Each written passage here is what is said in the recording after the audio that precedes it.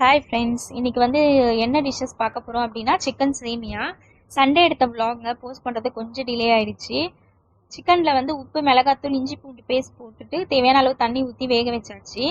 இன்னொரு ஸ்டவ்வில் வந்து நம்ம பேன் வச்சுட்டு அதில் தேவையான ஸ்பைசஸ்லாம் ஆட் பண்ணிவிட்டு வெங்காயம், தக்காளி, இஞ்சி பூண்டு எல்லாமே போட்டு ஒரு வெங்காயம் ஒரு தக்காளி போட்டால் போதுங்க. இதுக்கு ரொம்ப நிறைய சேர்க்கணுன்ற அவசியம் இல்லை. வெங்காயம் தக்காளி நல்லா வதங்கினதுக்கப்புறம் இஞ்சி பூண்டு பேஸ்ட் போட்டுட்டு கொத்தமல்லி, புதினா போட்டு ஆட் பண்ணியாச்சு. எண்ணெயில் நல்லா வதக்கியாச்சு.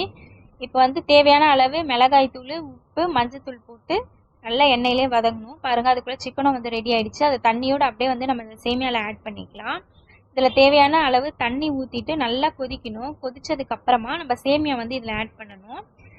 இதோட அளவு வந்துன்னு பார்த்தீங்கன்னா சேமியா வந்து கரெக்டாக முழுகிற அளவுக்கு தண்ணி இருந்தால் அதுதான் கரெக்டான பதம். ரொம்ப அதிகமாகிடுச்சின்னு பார்த்தீங்கன்னா குழ குழன்னு ஆகிடும். தண்ணி கம்மியாச்சுன்னா ரொம்ப அப்படியே ஒரு மாதிரி ரொம்ப ட்ரையாக இருக்க மாதிரி இருக்கும். அதனால் கரெக்டாக தண்ணி அளவு மட்டும் வச்சுக்கோங்க.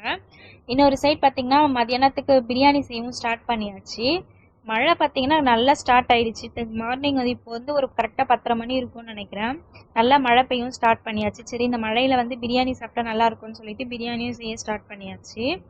உங்களுக்கு இந்த மாதிரி மழையில் பிரியாணி சாப்பிட பிடிக்கும் அப்படின்னா மறக்காமல் லைக் பண்ணுங்கள். என்னோட வீடியோஸ்லாம் பிடிச்சிருக்குன்னா சப்ஸ்கிரைப் பண்ணுங்கள்.